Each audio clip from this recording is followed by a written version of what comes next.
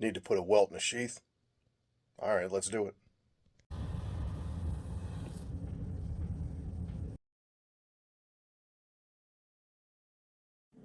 Welting is just creating a barrier to keep your edged weapon away from your stitch line. It doesn't matter. The technique applies to everything with an edge on it. It doesn't matter if it's a knife, if it's an axe, machete, a sword. You just have to build the welt up tall enough to match the profile of the blade.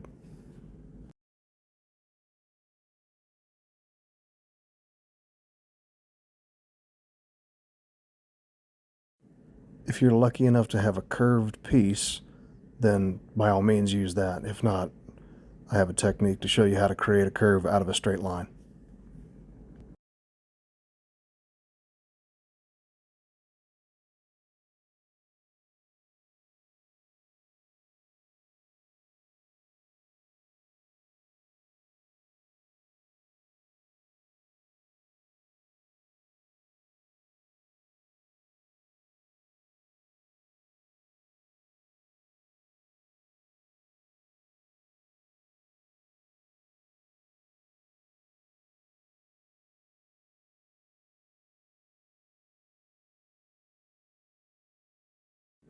Some folks will advocate for a 1/4 inch welt.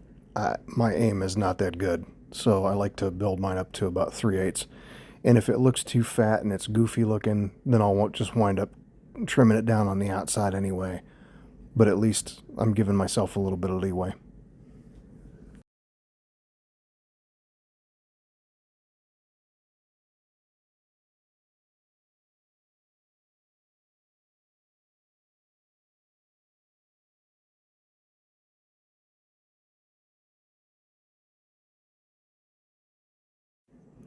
Put your V-cuts on the inside of your curve. This will actually, the V's will be facing the blade. And when you turn that leather, it fills in the V's with material anyway, so it's not like you're losing anything on it.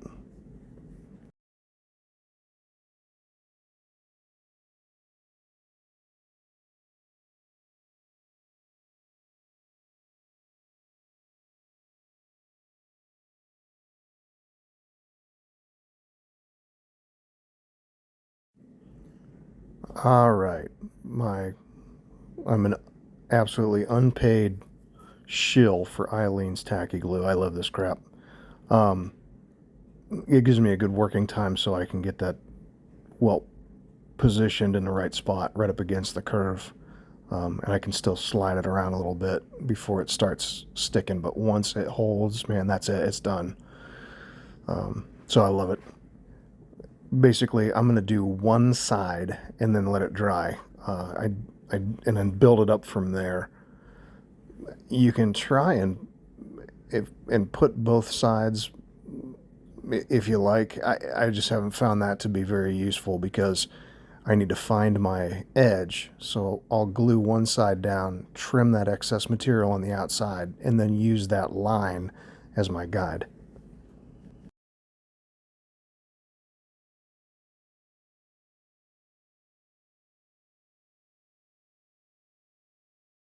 You just can't, your tines aren't long enough to reach through 4 layers of, or 5 layers of material. If you got a good sized welt in there, it'll just dimple it and make it god awful ugly.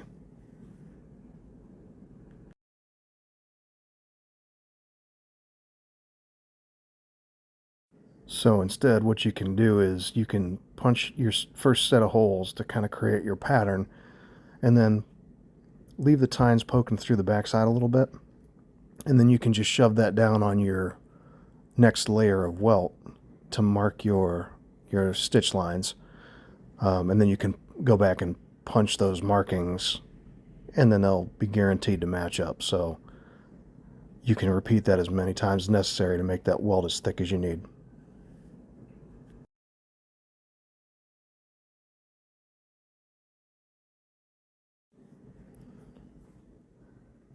Well, team, I hope you found this at all useful. And if you have any questions, please don't hesitate to reach out, and I'll do my best to answer them. I always look at the comments and respond as quickly as I can. So if you have any ideas for future videos, please absolutely let me know, and I'll work towards making sure that happens for you a little more expeditiously than I have in the past. All right. Thanks, man. We'll see you on the next one.